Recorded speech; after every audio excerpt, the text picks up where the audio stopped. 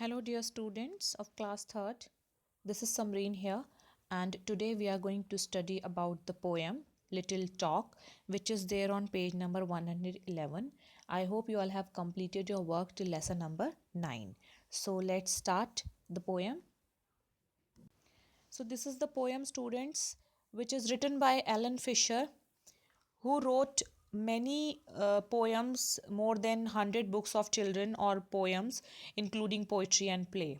Okay, so this poem is about insects like beetle, bugs, or bees, small flies.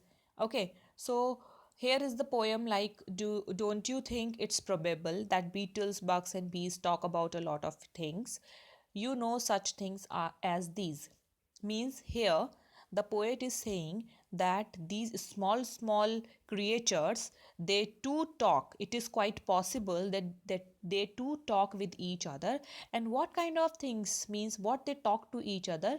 See the next stanza, that the kind of weather where they live, means what is the atmosphere where they live, in jungles tall with grass, and earthquakes in their villages whenever people pass. Obviously they are so small, so they feel like, earthquake is coming when anybody passes the way where they live. Okay, they're talking about if they are hiding themselves in those tall grasses, and if somebody passes that way, so they feel like earthquake. Okay, earthquake is coming.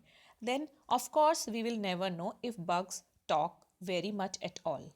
Obviously, how can we know? Because our ears are, we can't know, no, because our ears are far too big.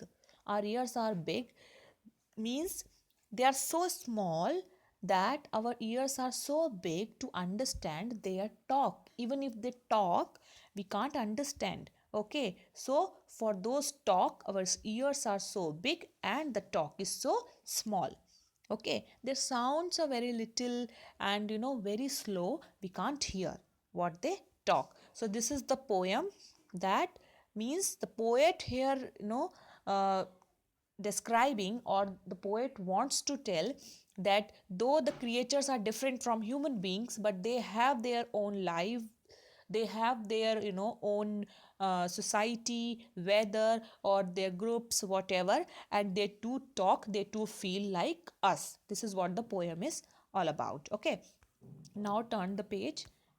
The next page is making connections. Here we have to choose the right answer, okay, from the poem. So in the poem, the poet is talking to, poet is talking to us, means the readers. We are the readers. So this is the correct answer, first one. Okay, first one is the correct answer, this one. Next one is the poet asks. What the poet asks, okay, whether we have seen beetles, bugs, and bees? No. Okay, whether beetle, bugs, and bees talk, or whether beetles and bees and are bugs? No. So second one is the correct answer. Okay, see the third one. The poet thinks that the bugs feel an earthquake whenever people pass.